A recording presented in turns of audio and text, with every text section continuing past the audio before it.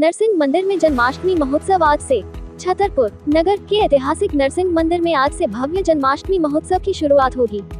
इस अवसर पर श्रीमद् भागवत कथा एवं शिवलिंग निर्माण जैसे धार्मिक आयोजन किए जाएंगे। मंदिर परिसर में इस महोत्सव को लेकर विशेष तैयारियां की गई हैं।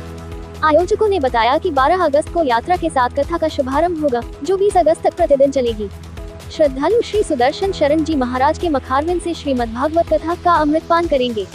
आज आयोजित प्रेस वार्ता में आयोजन समिति ने बताया कि यह कार्यक्रम सुख समृद्धि और जनकल्याण की कामना के उद्देश्य से किया जा रहा है। महोत्सव के दौरान नगर और आसपास के क्षेत्रों से भारी संख्या में श्रद्धालुओं के आने की संभावना है।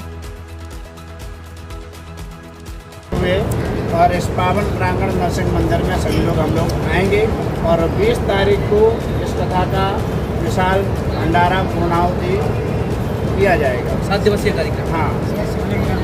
हाँ, इसमें मुख्यतया जो हमारे भागवत कथा के मुख्य यजमान हमारे श्री कमलेश चौबे, जो सदैव 3 साल से जो कथा हो रही तृतीय वर्ष है, ये मुख्यतया यही मुख्य यजमान रहते हैं और इनकी यहाँ भूमिका रहती है। इनके पूरे परिवार, समस्त चौबे परिवार, सतीश चौबे, कमलेश चौबे, सुरेश चौबे, राजेश चौबे, महेश इत्यादि सभी भाई पूर्णतया मनोयोग के साथ में रहते हैं और इनका पूरा सहयोग रहता है। और समस्त जो हमारे भक्तगण हैं, शिष्यगण हैं छतरपुर के, इन सबके सम्मिलित मिलाकर के सबका सहयोग इसमें रहता है।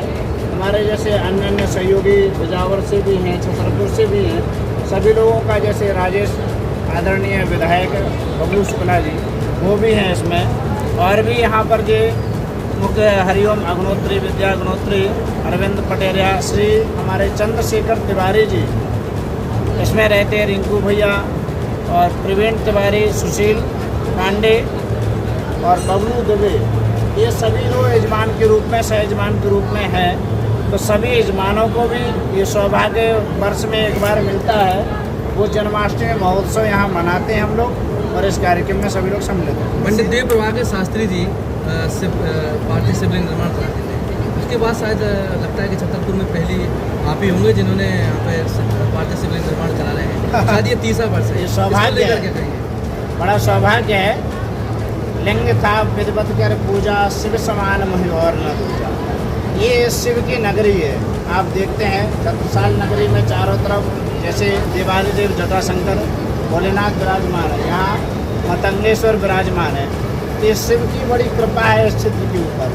तो ये कृपा हमारे ऊपर हुई, क्या ये सौभाग्य हम लोगों को करने का मौका मिला, कराने का अवसर मिला।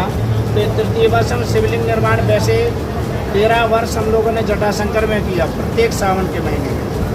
अब यहाँ पर हम लोग को सौभाग्य मिला करने का, और हम लास्ट दिन जाकर के देवादिदेव महादेव में जल भी चढ़ाते हैं। तो ये शिव जी की आराधना करने का शुभ अवसर है, शुभ अंदर मुहूर्त है, इसमें हम लोग आराधना करते हैं। आप जब छतरपुर में पधारे हैं, कुछ सवाल छतरपुर से जुड़े हुए हैं जो आपसे करना चाहते हैं। छतरपुर का बहुचर्चित और प्रसिद्ध धार्मिक तीर्थस्थल है मोटे के महावीर। वहाँ पर समाधि को लेकर संत शरीर महाराज की जो समाधि थी, उस समाधि के स्थान के जस्ट सामने उनके जो शिष्य हुआ करते थे, कमलेश बाबा जी, उनकी समाधि को लेकर अभी वर्तमान में विवाद बहुत चल रहा है। उनका कहना है कि वो एक संत थे और लेकिन इनकी समाधि बनना उचित नहीं है। इस मुद्दे को लेकर क्या कहना चाहते हैं? देखो, समाधि संत यदि अपने मुख से कह गए हैं तो उनको देना चाहिए। यदि संत नहीं है तो उनको गृहस्थ को कोई समाधि का अधिकार नहीं। वहाँ कुछ बैनर भी टांग दिए गए थे। उनका कहना था कि कब्रिस्तान में, कब्र मतलब जहाँ पे कब्र है, वहाँ पर दर्शन करने के बाद दर्शनार्थी अंदर ना आए, वर्जित कर दिया गया था। इसको लेकर क्या ये उचित है? दर्शनार्थी दर्शन भगवान का करना चाहिए और हमारे देव पूजनीय है। और यदि संत की समाधि है तो संत का समाधि का दर्शन करना चाहिए। यदि संत वास्तविक में है तो उनकी समाधि के लिए हम पूजनीय रहते हैं, सदैव रहेंगे, तो पूर्वजों की परंपरा है।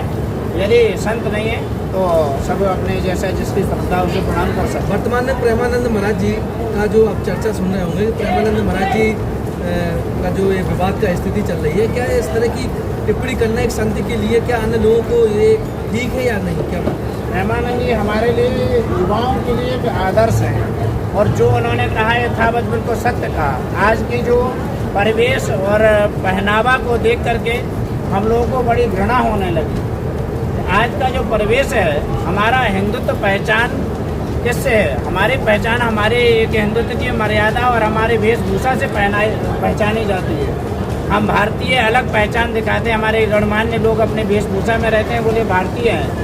हम विदेशी कल्चर की वेशभूषा को लेकर के हम अपने आप को सम्मानित नहीं कर रहे, अपने आप को अपमानित कर रहे हैं। और हम तो कहते हैं धिक्कार है ऐसे जो माता पिता अपने बच्चों को और अपने परिवारजनों को ऐसी अवस्था में देखते हैं। उनको रखना चाहिए कि भाई हमारे शरीर को ढकने के लिए वस्त्र मिले हैं। मर्यादा में रहना हमारे हिंदुत्व की पहचान है। यदि हम मर्यादा आज खो देंगे, कल के दिन हमारा दिन क्या दिन आएगा, क्या दिन देखना पड़ेगा। इसलिए हमारे इसी क्रम में साध्वी जो रितंबरा जी हैं, उनका कहना है कि ये जो गलत शब्दों का उन्होंने भी उपयोग किया है। इस तरह से हिंदू धर्म में महिलाओं का इस तरह से ये जो सोशल मीडिया पे तमाम चीज़ें चल रही हैं, इस चीज़ पर रोक लगनी चाहिए। और उनके माता पिता कैसे हैं कि इस तरह से उनको अनुमति दे देते हैं सब कुछ करने के लिए, इसको लेकर के कुछ दीदी हमारे तंबरा ने, जो मैंने भी शायद किसी ने सुनवाया था मुझे, जहाँ तक ये बोला है, तो जो आजकल जो इंस्टाग्राम और रील वगैरह का जो चल रहा है, इन्हें एक होड़ लगी है इन बहनों को, माताओं से हम तो कहना चाहते हैं, यदि आप मर्यादित रहेंगे तो हमारा देश ही मर्यादा में रहेगा। आप नारी हैं, यत्र नार्यस्य पूज्यन्ते रमन्ते तत्र देवता। नारी सदैव पूजनीय बनाई गई है। यदि आप ही अब इस तरह से अभद्रता रूप में रहेंगे तो पूजने के लिए है, तो क्या अब आपको क्या बताएं कि जो हमारे लिए बताएंगे कि सरस्वती हैं, सीता माता हैं, ये सब वंदनीय बनाई गई हैं। आप भी उसी श्रेणी में हैं, माता हैं, शक्ति हैं, तो आपको मर्यादित रहना सबसे बड़ी आप बुंदेलखंड के छतरपुर में किस उद्देश्य के साथ निकले? जैसे कि बागेश्वर धाम के जो पीठाधीशों ने पंडित धीरेन्द्र के साथ करी, उन्होंने हिंदू राष्ट्र बनाने का संकल्प जो लिया है, आप किस संकल्प के साथ इस बुंदेलखंड की नगरी में पधारे? बड़ा सुंदर संकल्प है उनका, और ये संकल्प हम तो गोविंद सिंह ठाकुर जी से प्रार्थना करते हैं, हमारा हिंदू राष्ट्र रहेगा, हिंदू राष्ट्र है और वो तो आगे भी रहेगा।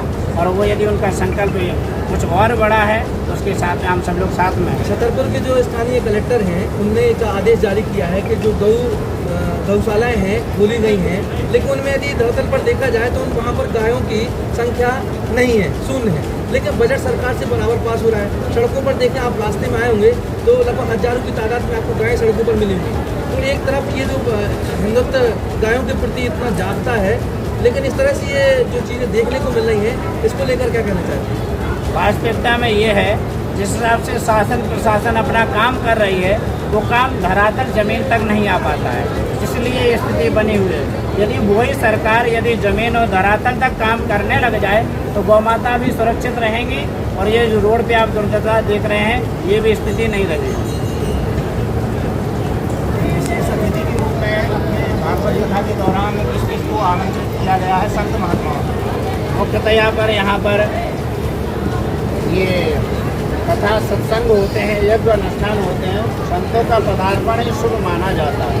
और हमारे यजमान के रूप से तो रहते ही है, तो सदैव इस कथा में कहते हैं, विरक्तो वैष्णव विप्रो वेद शास्त्र विशुद्ध करो, संत कथा करें, ब्राह्मण शरीर हो।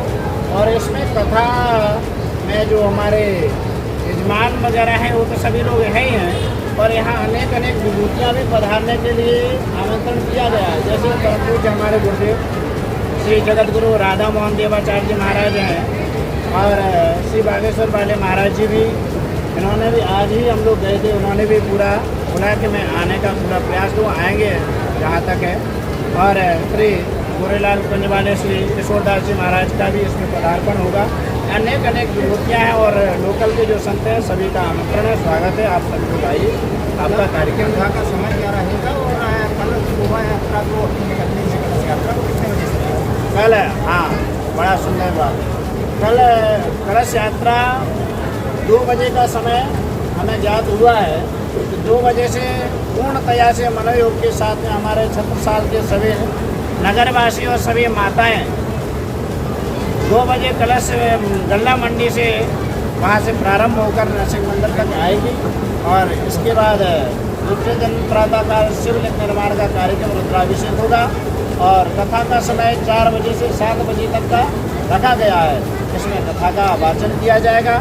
जो जिस अपने अनुरूप समय निकाल सके, लाभ ले सके, ये भागीरथी गंगा बह रही है, उसमें गोता लगा सकते। महाराज जी, आप जटाशंकर में गए हैं, एक सबसे बड़ा सवाल है, वहाँ के जो विधायक है क्षेत्रीय राजेश बबलू शुक्ला जी, वो भी लगातार प्रयास कर रहे हैं और पत्राचारी भी कर रहे हैं कि जो अपना जटाशंकर धाम है वो एक पर्यटन स्थल घोषित होना चाहिए, जिससे कि दूर दराज से पर्यटक तो आते ही हैं, साथ में विदेशी पर्यटक भी वहाँ पहुँचे।